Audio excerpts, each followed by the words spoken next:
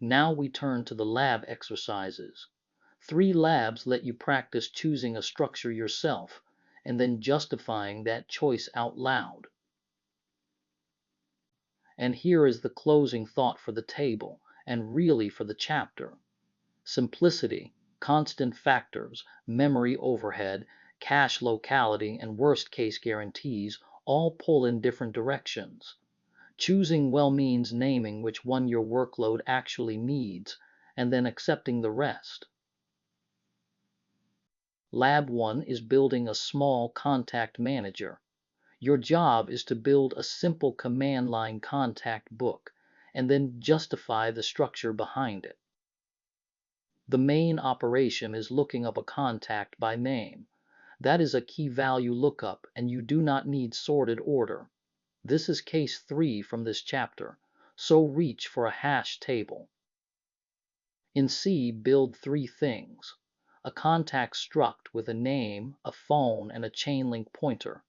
Then the functions bookadd, booklookup, and bookRemove over a small array of chain buckets. Reuse the chaining idea from chapter 13. Do not invent a new hash table. Then write a main. It adds 5 contacts, looks one up, looks up a missing name, removes one, and prints the book before and after. Before you code, write one sentence. Why not a binary search tree here? Give it a try. The answer waits in the solution. Let's walk the solution.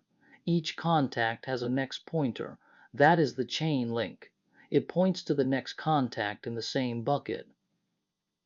The contact book holds an array of buckets. Each bucket is the head of one chain, and it starts as null, meaning empty. Here is the add operation. Bookadd takes the book, a name, and a phone number. It hashes the name into a bucket index, allocates one contact, and checks the malloc. Production code checks every allocation, and this one shows the check rather than assuming it. Then it copies the name and the phone with snpwinf, which bounds the copy to the field size, so a long input cannot overflow the struct. And here is the splice. The new contacts next point to the bucket's current head, and the bucket now points at the new contact. A push at the chain head, big O of 1. So this is a chaining hash table. Add, lookup, and remove are all average big O of 1. The bucket is hash of the name, mod the bucket count, and any collisions simply share a chain. That is chapter 13 applied. This is the run output. It is deterministic. The buckets print in order, 0 through 7, and each chain prints the most recent contact first. You can see the lookups and the remove at the bottom. Now a fair question. A binary search tree also meets the lookup contract at big O of log n, and it gives sorted iteration for free. So why does the hash table still win here? The requirement is pure lookup speed, with no ordering. So the hash table's average big O of 1 beats the tree's big O of log n. But add one line to the spec, list contacts A to Z, and the binary search tree becomes the better fit. So accept a well-justified tree answer too. The lab grades the reasoning, not one single right answer. Lab 2 gives you 10 scenarios. For each one, name a structure and justify it in a single sentence. Use one of the chapter's 6 axes in your reason. Access pattern, mutation rate, ordering, locality, worst case, or complexity. The scenarios range from a phone book, to a browser's back button, to a spell checker with 200,000 words and more. Pause here and try all 10 yourself before the next slide. Several scenarios accept more than one answer. What matters is the justification, not one perfect noun. Scenario 1, a phone book sorted by last name, rarely updated. Use a sorted array or a balanced tree. It is static and needs ordered access, so mutation rate is the key axis. Scenario 2, a browser's back button. Use a stack. You only ever push and pop the most recent page. The axis is access pattern.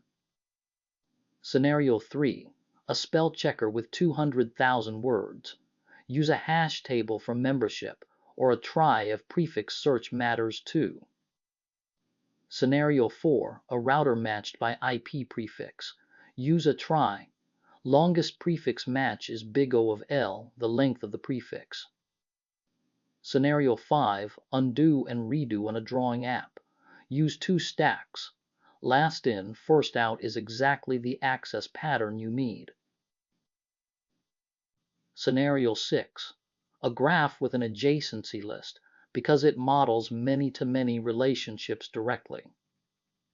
7, a heap, because you always need the current extreme. The axis is the worst case guarantee.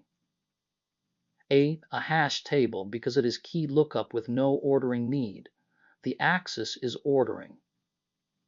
9, disjoint set union, near big O of alpha of n union and find as the edges arrive. The axis is complexity. And 10, a Fenwick tree or a segment tree, because frequent updates rule out prefix sums with their big O of n update. The axis is the mutation rate. Lab 3 is a challenge. You will measure, not guess. Does the big O of n versus big O of one prediction for front insertion really show up in real counts? Insert in values at the front of 3 things: a plain array, a dynamic array, and a linked list.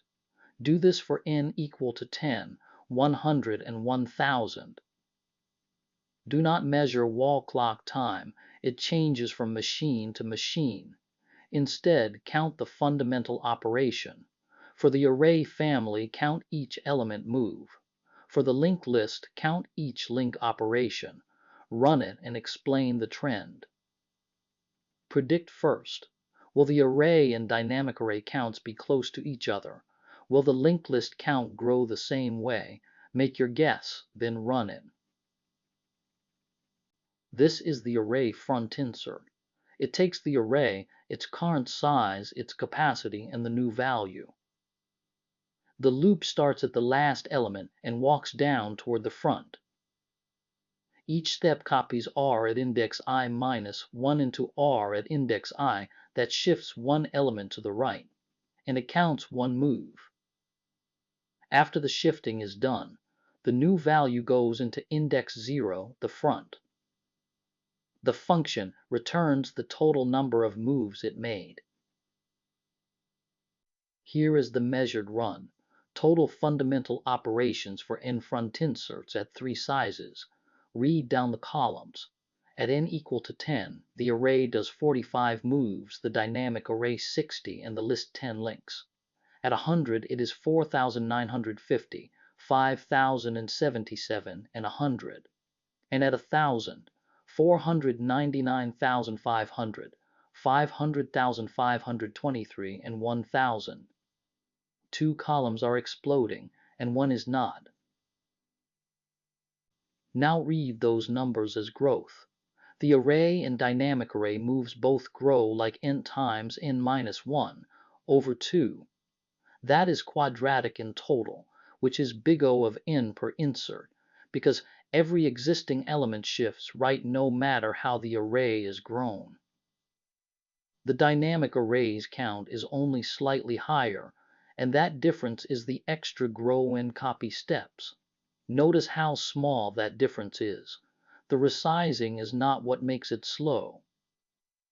The linked list links grow linearly, exactly big O of 1 per insert, because a front insert never touches an existing node.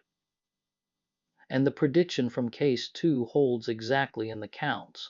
That is the whole point of this chapter. You can predict the shape of the cost before you measure it, and then measure it to be sure. Nice work getting through the course.